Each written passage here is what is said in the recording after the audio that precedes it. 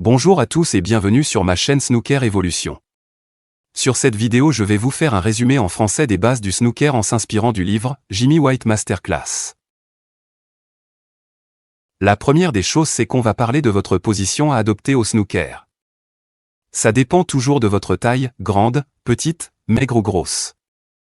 C'est impossible de déterminer une méthode unique à tous les gens. Mettez vos pieds où vous vous sentez confortable le plus. N'essayez jamais d'imiter un professionnel car la position de jeu reste propre à chaque personne et il faut s'entraîner dur pour réussir à la trouver. La seule chose qui unit toutes les positions des grands joueurs c'est de se sentir à l'aise et confortable.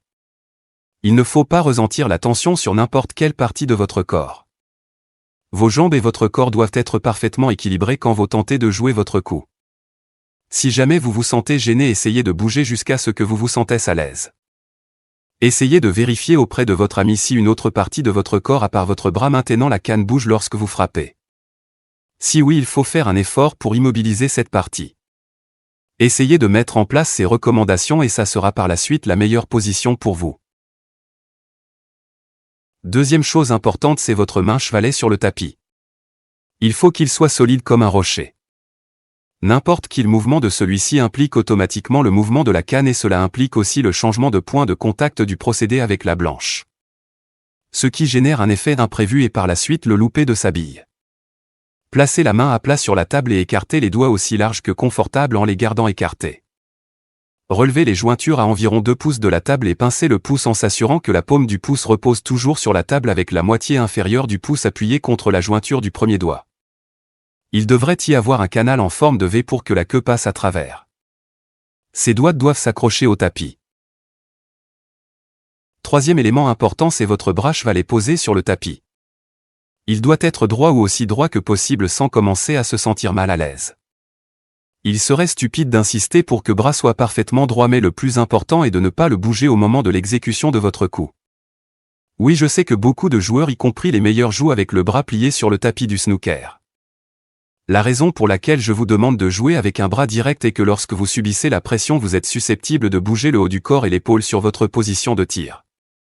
Mais avec un bras si droit, c'est impossible de bouger les autres parties du corps. Si vous avez ce problème et que vous décidiez de mettre droit votre bras en jouant, vous allez probablement remarquer que votre épaule commence à faire mal. Cela c'est parce que vous commencez à étirer des muscles qui ne sont pas habitués. Préservez cette posture et avec la pratique cela passera bientôt. Le quatrième élément c'est le poignet et comment tenir la canne. C'est comme si vous avez placé la queue sur la table et vous la ramassez comme vous le feriez pour un marteau.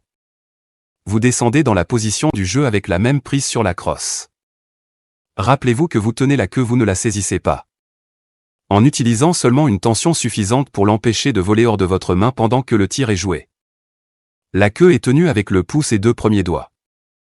Les 2 autres doigts ne font que soutenir la queue. Il n'y a pas d'endroit correct sur la canne derrière pour la tenir, ceci vous devrez l'expérimenter car cela dépend du poids de la queue. Le cinquième élément concerne le bras supportant la queue. C'est-à-dire le bras, le coude et le bras inférieur sont en ligne directe avec la queue. Le coude agit alors comme une charnière sur laquelle l'avant-bras oscille comme un pendule. Sur les coups courts, c'est seulement l'avant-bras qui bouge. Avec les coups de puissance ou ceux avec beaucoup de suivi, le bras supérieur descend après le contact avec la boule blanche. Ce type d'action assure que le tir ne soit pas sec et assure un tir plus doux sur la table.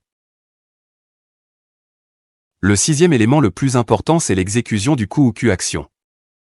Votre exécution doit être consistante et bien alignée avec la ligne de frappe initiale. Gardez toujours la canne le plus horizontale possible par rapport à la table. Vous devez livrer la queue absolument droite au centre de la blanche. Vous savez déjà que n'importe quelle déviation du centre de la blanche pourra vous conduire au loupé de votre bille ou bien au mauvais placement de la blanche. Essayez de bien pousser la bille blanche au lieu de la frapper avec force. Cela vous aidera à garder une certaine douceur sur vos exécutions et de bien gérer l'emplacement de la blanche. Le septième élément qui assure la persistance dans votre jeu, c'est la position de votre tête et votre menton. Utilisez toujours votre menton pour rentrer en contact avec la canne car il constitue le troisième élément assurant le bon alignement.